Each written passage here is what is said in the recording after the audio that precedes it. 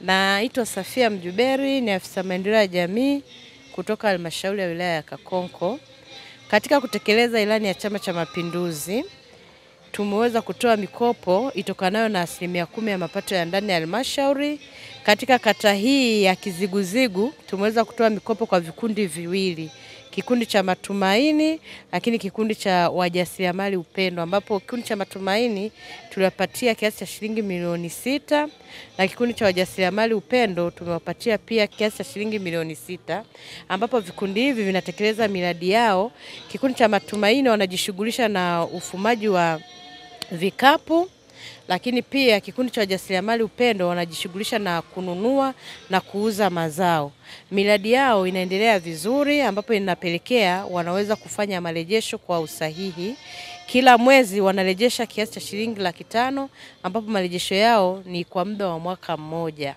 Lakini pia tunaendelea kutekeleza ilani ya Chama cha Mapinduzi, ambapo tayari tumetoa tangazo la utoaji wa mikopo katika mwaka huu wa fedha wa 25-26. Kwa hiyo tunawakaribisha wanawake waweze jitokeze kwa wingi, vikundi vya wanawake waweze kuomba mikopo. Ilani hii ni kwa kutoa mikopo ya 10% kwa vikundi vya wanawake, vijana na watu wenye ulemavu.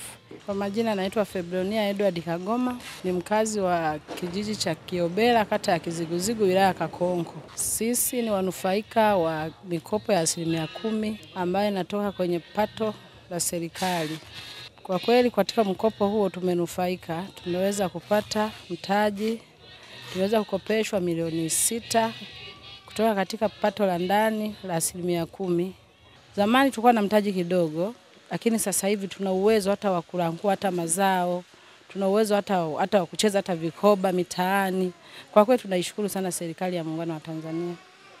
Kwa majina yangu naitwa Theodosia Daudi Ruzunga, ni mwenyekiti wa kikundi cha Matumaini Kiobela, kikundi kinachojishughulisha na mradi wa ufumaji wa vikapu. Katika kikundi chetu tumenufaika na mkopo wa 10% awamu 2, na tukarejesha vizuri na tukaaminiwa na halmashauri tena kwa awamu nyingine ya pili, ambao tumenufaika kwa mkopo wa milioni 6. Katika mkopo huu wa milioni 6 tumeona mafanikio ni mazuri, kwa sababu tumepanua vipato vyetu, tumepanua mradi. Tulikuwa na mradi wa vikapu, sasa tuna mradi wa mtu mmoja mmoja, kila mtu akiwa na mradi ambao unaweza kukidhi kumwingizia kipato. Wito kwa kina mama wenzangu,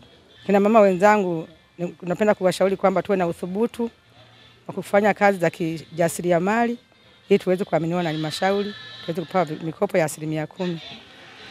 Maana mikopo ya 10% inatuondoa na kwenye umaskini, hasa kwenye vipengele vya kuombaomba, kwenye vipengele vya utegemezi na mambo mengine. Pata hiyo mfuko wa 10% wa mama unatuendeleza wakina mama, tunakuwa na uthubutu wa kufanya biashara ndani ya nchi na nje ya nchi.